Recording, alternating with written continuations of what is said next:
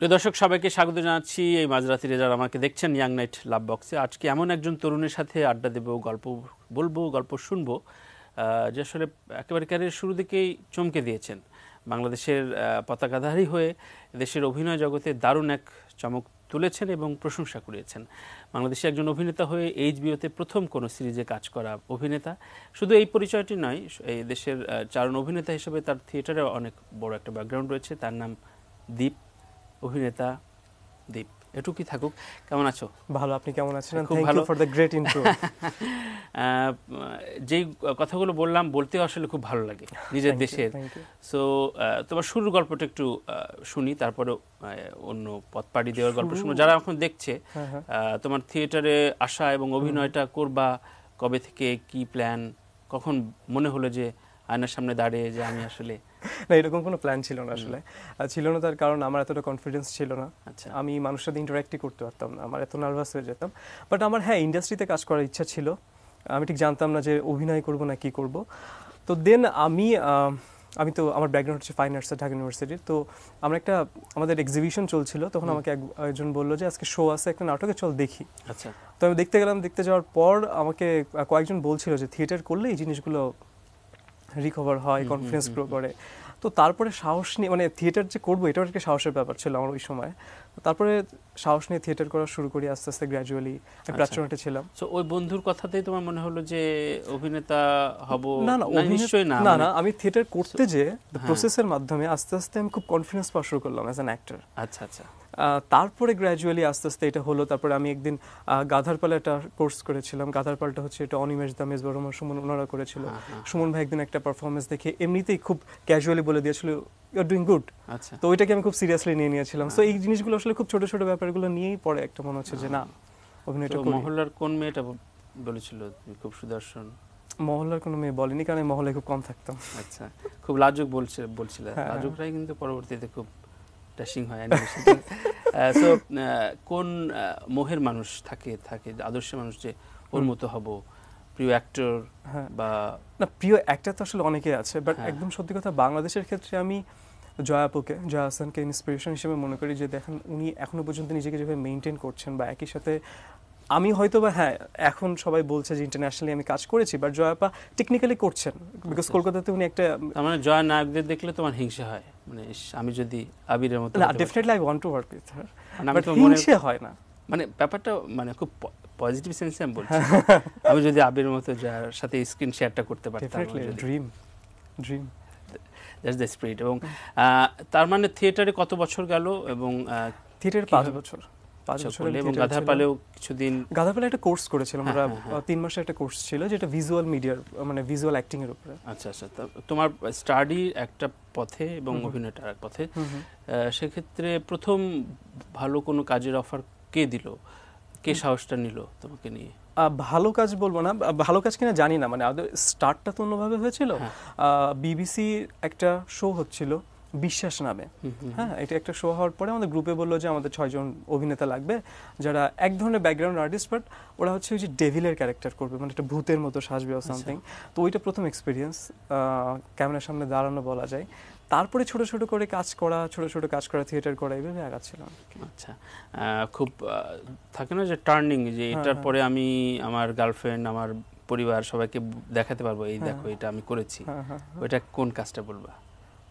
সেটা এখন এটাই বলবো আমি, একদম বিং অনেস্ট, মানে এইচবিও। বিকজ এর আগে আমি অনেকগুলো কাজ করেছি, আমি নোটিসেবলও হয়েছে। যেরকম রানা ভাইয়ের একটা কাজ, শাফাত মাসুদ রানা ভাইয়ের, যে আমার নাম মানুষ, বা আমরা ফিরবো কবে, যেটা আমার মার খুব পছন্দের কাজ, আমরা ফিরবো কবে। তারপরে ক্যাফে 999 বা ওয়াইদ তারেক ভাইয়ের একটা কাজ করেছিলাম, এটা যে অপারেশন কিলো ফাইট। তো সেই জিনিসগুলো এক ধরনের ছিল, বাট এইভাবে সবাই আমাকে নোটিস করা বা সবাই দেখতে চাওয়া, সেটা ডেফিনেটলি এটাই একদম। তবে এইচবিওর ঢোকার গল্পটা শুনবো, তার আগে ছোট্ট একটা ট্রেলার বা টিজার যেটা প্রকাশ পেয়েছে সেটা একটু দেখায় আসি।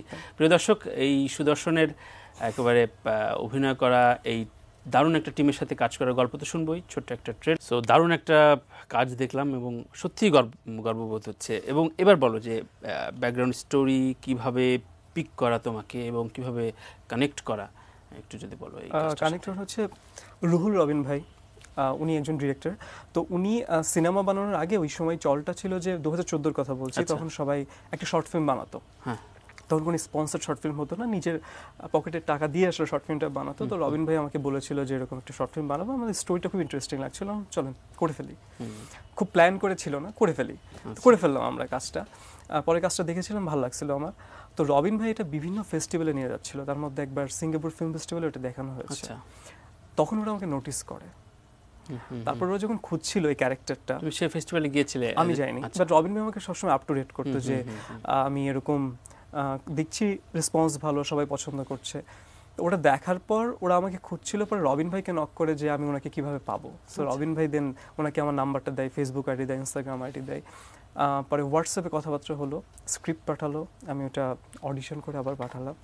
তারপর যে আস্তে আস্তে ওদের রিকোয়ারমেন্টসটা আসলে কি ছিল, স্ক্রিপ্টিং বা এন্টার টিমের? আর রিকোয়ারমেন্ট ওরা যখন স্ক্রিপ্ট পাঠিয়েছিল, 4টা সিন পাঠিয়েছিল, ইন্ডিভিজুয়াল 4টা সিন। প্রিভিয়াস কোনো ওয়ার্কের? না, ওদের ওই যে প্রজেক্টটা আমি করেছি ইনভিজিবল স্টোরিজ, ওর 4টা সিন ছিল, যেটা 8টা ভিডিও করে পাঠাতে হবে। 8টা কেন, পার সিনে 2টা ভেরিয়েশন করে অ্যাক্টিং করা। সো এটা স্টাফ, তো ওইটা করে আমাকে পাঠাতে হয়েছিল। তারপর প্রায় 1 মাস আসলে ওরকম রেসপন্স করেনি। ওদের কাছে ফিজিক্যালি অডিশনের আগে এই ভিজুয়ালগুলো পাঠাতে হয়েছে? ফিজিক্যালি অডিশন আমার হয়নি, জাস্ট লুক টেস্ট হয়েছে। বিকজ ভিডিওতে ওরা বুঝে গেছিল যে দরকার না। তো এত বড় একটা টিম এবং এইচবিও তো আসলে খুবই রিমার্কেবল একটা প্রোডাকশন, এবং সব মিলিয়ে ওদের প্রফেশনালিজম এবং ওদের এনভায়রনমেন্টাল এক্সপেরিয়েন্সটা শেয়ার করো। প্রথম শুটের দিনটার গল্পটা একটু যদি বলো। প্রথম দিন আমি একটু নার্ভাস ছিলাম, কিন্তু তার আগে হয়েছিল আমার লুক টেস্ট হয়ে গিয়েছিল, তো একটু রিহার্সালও করে ফেলেছিলাম, তো যার কারণে ওটা কম ছিল। আর সবচেয়ে বড় কথা যে ওরা প্রচণ্ড হেল্পফুল, একদম প্যাম্পার্ড করে, মানে অভিনেতাদের প্যাম্পার্ড করে। যখন আমি দাঁড়িয়ে থেকে অনেক সময় দেখা যাচ্ছে শেষ, আমি দাঁড়িয়ে আছি না, বসে, মানে ওরা বেশি প্যাম্পার্ড করে। তো মাঝে মাঝে আমি একটু অস্বস্তিতে পড়ে যেতাম, কারণ আমি শুটিংটা দেখতাম, বিকজ আমার দেখা দরকার ছিল, তাহলে আমি পারফর্ম করতে পারবো না। তো প্রথম দিন নার্ভাস ছিলাম, কিন্তু গ্র্যাজুয়ালি ওটা ঠিক হয়ে গিয়েছিল। আর প্রথম 2 দিন শ্যুট ছিল আমাদের, তো তারপরে যে বড় লট ছিল, তো প্রথম 2 দিন ওটা ঠিক হয়ে গেছিল। প্রথম যখন ডাক পেলে, মানে একদম চূড়ান্ত পর্যায়ে, মাকে কি বলেছিলে? এটা খুব ইন্টারেস্টিং ছিল। মারে ফোন দিয়ে বললাম আমি সিঙ্গাপুর যাচ্ছি, বলে কেন? আমি বললাম একটা শুটিং আছে এরকম। তা মা এত বোঝে নাই। মার সাথে একটা কথা বলে, আচ্ছা ভালো থাকিস আর ঠিক মতো খাওয়া দাওয়া করিস। মা এতটুকুই বলে আর কি, মা খুব বেশি কথা বলে। রবিন ভাই সবসময় আপ টু ডেট ছিল একদম। রবিন ভাই শুধু একটা জিনিস বলছিল, দীপ ভাই মাথা ঠান্ডা করে পারফরমেন্সটা করে আসে। আচ্ছা, তোমার প্রিয় বন্ধু বা ওই যে গার্লফ্রেন্ডের কথা যেটা বললাম, ওকে কি বলেছে? গার্লফ্রেন্ড তো নাই, আই এম সিঙ্গেল। তো এটা তরুণ বয়সে বলাটা বোধহয় না, ইটস ট্রু। লাভ বক্সে আসছে প্রেমের বিষয় বলতে হবে। তারপরও প্রথম শুটের ক্ষেত্রে, এর আগে যেহেতু বাংলাদেশে বেশ কিছু কাজ করেছো, সেক্ষেত্রে এইটার লিগেসিটা মেনটেন করা, হয়তো বড় একটা প্রোডাকশনে কাজ করা, এর পরবর্তীতে যাতে আমাকে নেয়, সেটার একটা কিন্তু আগ্রহ, লোভ বলি, আকাঙ্ক্ষা বলি থাকে। সেই জায়গায় ওই এন্টার টিমের সাথে তোমার কেমন রিলেশনটা তৈরি হয়েছে? খুবই ভালো এবং তার খুবই কোঅপারেটিভ। মানে ডিরেক্টর একটা খুব মজার কথা বলেছে, মানে আমি জানি না, মানে একটু বেশি বলে ফেলছে। উনি বলছে যে Deep, I am lucky to have you, because এই ক্যারেক্টারটা খুব টাফ ছিল, বোথ অ্যাক্টিং এবং ফিজিক্যাল স্ট্যামিনার অনেক দরকার ছিল ক্যারেক্টারের জন্য। বিকজ বেশ কিছু সিন আছে, আপনি মানে ইয়েতেও দেখতে পারেন ট্রেলারে, যে আমি এক জায়গা থেকে জানলা দিয়ে আরেক জায়গায় লাফ মেরে বের হয়ে যাই। সো ওটা টেকনিক্যালি একটু টাফ ছিল করা। তারপর একটা জায়গা থাকে যে আমি সাইকেল থেকে পড়ে যাই, সো এটা একটা অ্যাক্সিডেন্টাল সিনও ছিল। সো এই জিনিসগুলো ছোট ছোট অনেক টাফ সিনও ছিল করার জন্য। তো ওই জিনিসগুলো খুব ইজিলি করে ফেলছিলাম, আমি জানি না কেন হয়ে গেছিল। তো ওই জন্য উনি অনেক বেশি ইমপ্রেস ছিল। ওরা বাংলাদেশ সম্পর্কে কেমন জানে, আমাদের কালচার, আমাদের ফিল্ম? খুবই দুঃখজনক হলেও সত্যি খুব বেশি কিছু জানে না। সেক্ষেত্রে তোমার সেলফোনের কোনো ভিডিও, কোনো কিছু আমি ওদের সাথে বলতাম, ইভেন আমার সাথে ডিরেক্টরের সাথে কালকে কথা হচ্ছিল, আমাকে ইনভাইট করলাম যে please come and visit Bangladesh. Even ওরা এটাও জানতো না যে সবচেয়ে লংগেস্ট সি বিচ বাংলাদেশে, এটাও জানতো না। কিন্তু আমি ডিরেক্টরের একটা জিনিসে খুব ইমপ্রেসড, সেটা হচ্ছে যে উনি ক্যারেক্টারটা, আমি যেটা প্লে করছি সাইদ, এত সুন্দর করে উনি এটাকে ডিজাইন করেছেন, এত সুন্দর করে লিখেছেন। মানে আমি এটা এইচবির একটা ইন্টারভিউতে বলেছি যে মেবি উনি একজন ওয়ার্কার, বাট ওর যে প্যাশন এবং যে ডিজায়ার এবং যে পরিমাণ বড় স্বপ্ন দেখে, মানুষ থেকে ফলো করতে পারে, এবং ওইভাবে উনি লিখেছেন। দারুণ। যাই হোক, সাইদ আমাদের গর্ব হয়ে থাকুক, বাংলাদেশের বেশ কিছু কাজ নিশ্চয়ই হচ্ছে, আরও করুক। ছোট্ট একটা ব্রেক নিচ্ছি, ব্রেকের পর বাংলাদেশে কি কি করছো করবে সেটা শুনবো। প্রিয় দর্শক, ছোট্ট একটা বিরতি নিয়ে আবার ফিরছি, সঙ্গে থাকুন।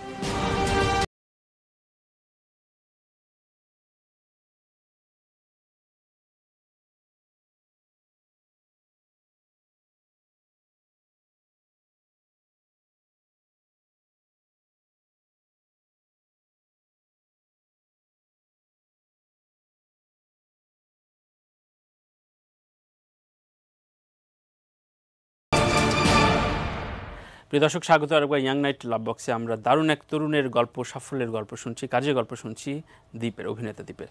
সো ওখান থেকে স্বাভাবিকভাবেই অন্য ধারাবাহিক কোনো কাজ থাকলে নিশ্চয়ই বাংলাদেশে এত জলদি আসা হতো না। না, মানে আমার তো শুটিং শেষ হয়েছে আপনার অগাস্টে।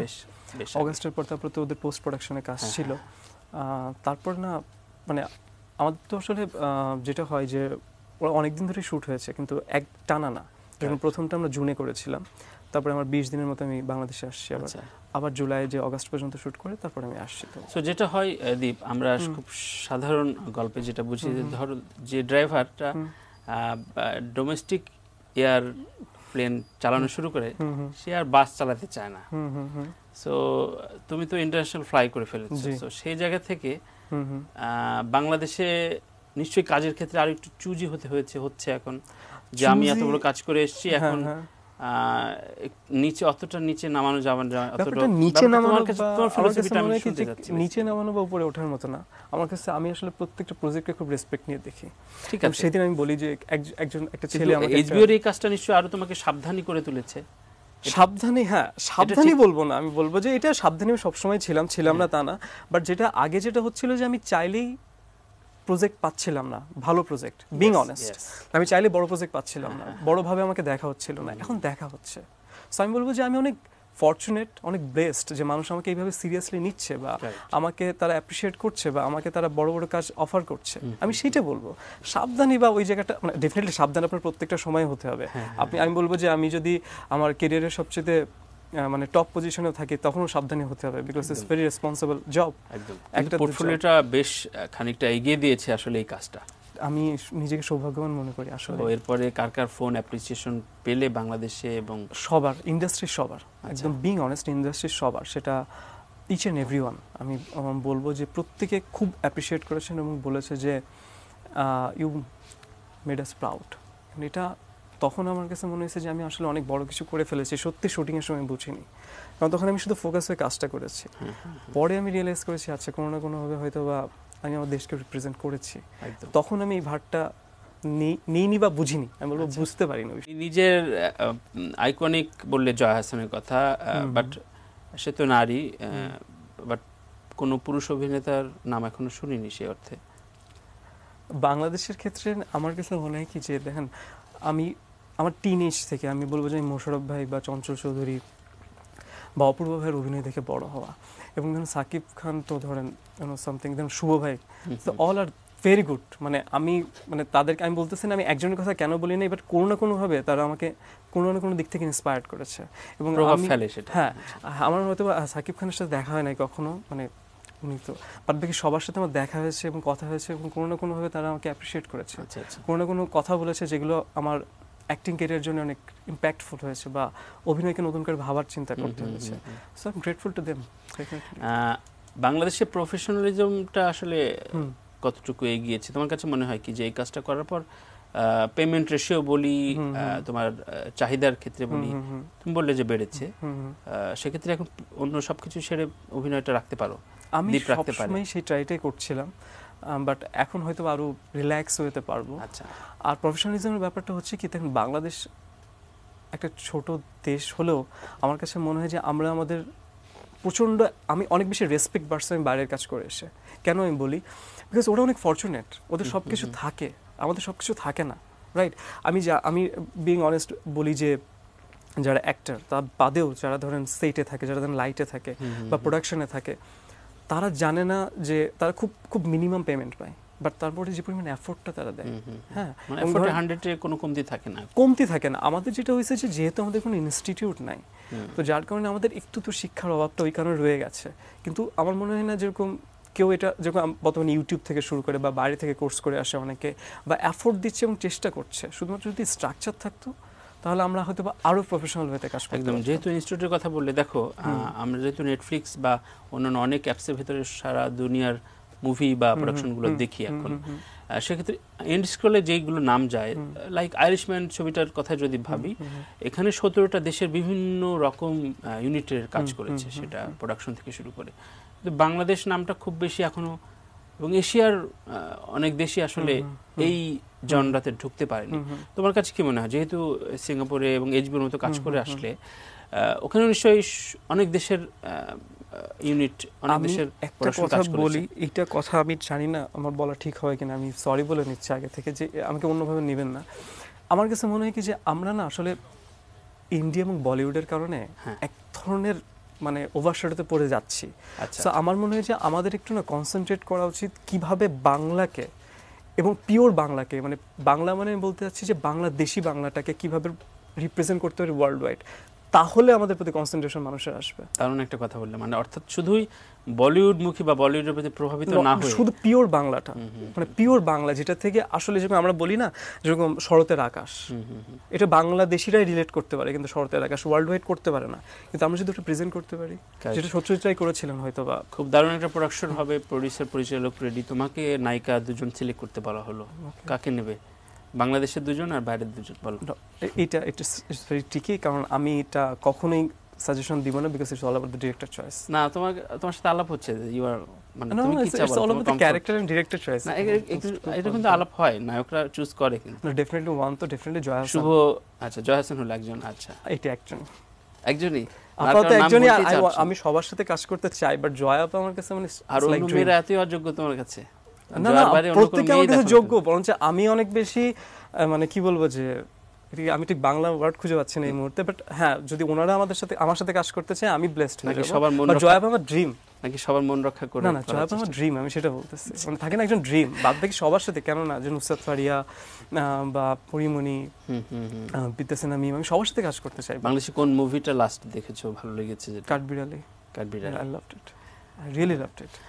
বাংলাদেশের পরিচালক যদি বলা হয়, তিনজন সিলেক্ট করতে খুব টাফ বলা, এই বয়সে না? হ্যাঁ, স্বাভাবিক, আমার জন্য খুব টাফ এগুলো বলা। আর সবচেয়ে বড় কথা কি, একটা হচ্ছে কাজ দেখা, একটা হচ্ছে কাজ করা।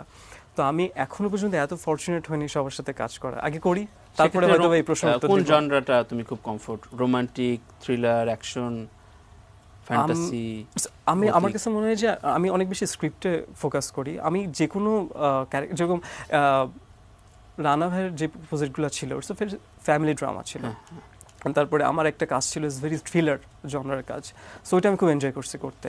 আবার ইনভিজিবল স্ট্রেস কিন্তু রোম্যান্টিক জনরার। তো আমার মনে হয় যে আমি কমফোর্টেবল সবকিছুতে। মানে কোনোটা ছাড়তে চাচ্ছ না এখনই? ছাড়া উচিত স্পেশাল থাকে না যে অ্যাক্টরদের ছাড়া উচিত না, আমার কাছে মনে হয়। এই সময়টা বোধহয় এখন সবাই তাই করছে। হ্যাঁ, সবাই সবকিছু ট্রাই করছে। তুমি বলছিলে বারবার জয় হাসানের কথা, জয় হাসানের লাস্ট কোন কোন ছবিটা ভালো লেগেছে? 3টা ছবির নাম বলো তাহলে। জয় হাসান তোমার ভেরি কমফোর্ট জোনে আমি প্রশ্নটা করলাম। বাট দেখেন, জয় আপা লাইক দেবীতে উনি যে পারফরমেন্সটা করছেন, ইটস ফ্যান্টাস্টিক। বা যদি বিসর্জনের কথা যদি বলি, বা লাস্ট আমি ঠিক এক্স্যাক্টলি হঠাৎ করে মনে পড়তেছে না নামটা, যেটা ওটা শব্দ সামথিং, উনি ভোকাল ইয়ে করান, আমি নাম মনে করতে পারতেছি না। কণ্ঠ, সরি কণ্ঠ, সরি। সো বাইরের প্রোডাকশন এখন অনেকেই আসলে দুই বাংলার বিভিন্ন যৌথ প্রযোজনায় কাজ করছে, সেভাবে কোনো কথাবার্তা বা অফার কি এসছে কিনা? দুই বাংলা থেকে একটা কথা চলছে। আচ্ছা, একটা কথা চলছে, মানে এখন পর্যন্ত তুমি নতুন কোনো ছবিতে সাইন করনি? সাইন করিনি, বাট সব কথা চলছে, আলোচনা চলছে। সেক্ষেত্রে কি পণ করে রেখেছো ছোট পর্দায় আপাতত এন্ট্রি না? ছোট আমার কাছে মনে হয় যে এই সময়টা না, ছোট পর্দা বড় পর্দা হিসাবটা একটু চেঞ্জ হয়ে গেছে। কেমন একটু আমি শুনতে চাই। অনেকেই বলেন এই সিটে এসে বলে যে না ফ্রি দেখালে, ফ্রি মিডিয়া দেখলে আসলে ছবি দেখবে না। না আমি ঠিক জানি না ফ্রি মিডিয়ার তোমার যেটা হচ্ছে big screen something different. Big screen এই কারণে এখনকার অডিয়েন্সটা বিগ স্ক্রিন এই কারণে দেখে না যে এটা ছোট পর্দার আর্টিস্ট অফ সামথিং, মেবি আমি জানি না, বাট আমার কাছে মনে হয় যে একটা গল্প দেখতে চায় মানুষ এখন, একটা ওই হলের এনভায়রনমেন্ট এনজয় করতে চায়। একদম শেষ প্রশ্ন, ফেম এবং এই জনপ্রিয়তার সাথে সাথে প্রেমের অফার, ভক্তের অফার বাড়তে থাকে, কেমন? আনফরচুনেটলি আমার এখন আসে নাই। তুমি বলেছো যে এনগেজ না, না মানে এটা কততম ব্রেকআপের পর এনগেজ না? বলো ব্রেকআপ কয়টা অন্তত এটুকু বলো। তিনটা ব্রেকআপ আছে। তিনটা ব্রেকআপের পর এখন শুধু কাজ নিয়ে ভাবছো? হ্যাঁ। যাক, সুতরাং সেগুলো কি একটু কাজের জন্য একটু ব্যত্যয় ঘটে, একটু ডিস্টার্ব? আপাতত প্রেমটা না, আমার কাছে মনে হয় যে আমি অ্যাজ এ পার্সন খুবই বোরিং, আমি ঠিক প্রেমিক পুরুষ না, তো আমার কাছে মনে হয় বেটার। মানে অনুষ্ঠানটার নাম লাভ বক্স, অবশ্যই বোরিং কাউকে আমরা আনি না। তুমি দারুণ চার্মিং এবং তোমার উত্তরোত্তর সাফল্য কামনা করছি। তোমার দর্শকদের উদ্দেশ্যে যদি কিছু বলার থাকে। Thank you so much. আসলে আপনারা প্রত্যেকেই মানে এই নিউজ আসার পর বা বিভিন্ন মাধ্যমে আমাকে প্রচণ্ড অ্যাপ্রিসিয়েট করেছেন। আমি বলবো যে আমার পাশে থাকুন, আমাকে দোয়া করুন যাতে আমি আরও ভালো কিছু, আরও বড় কিছু করতে পারি এবং আমি আপনাদের হয়ে যেতে পারি, মানে আপনাদের ভালোবাসার পাত্র হতে পারি। সো প্রিয় দর্শক, শেষে এটুকুই বলার যে দীপ যেই গর্বের বিষয়টি আমাদের দেখিয়েছে, শুরুতেই যেটা বললাম যে গর্বের আসনে পথ হাঁটা শুরু করেছে, সেটা উত্তরোত্তর আরও সাফল্য বয়ে আনুক, বাংলাদেশকে আরও দারুণ গর্বের জায়গায় পৌঁছে দিক, সেই প্রার্থনা থাকলো আমাদের সবার পক্ষ থেকে। সবাই ভালো থাকবেন। আজকের মতো বিদায় নিচ্ছি। আল্লাহ হাফেজ।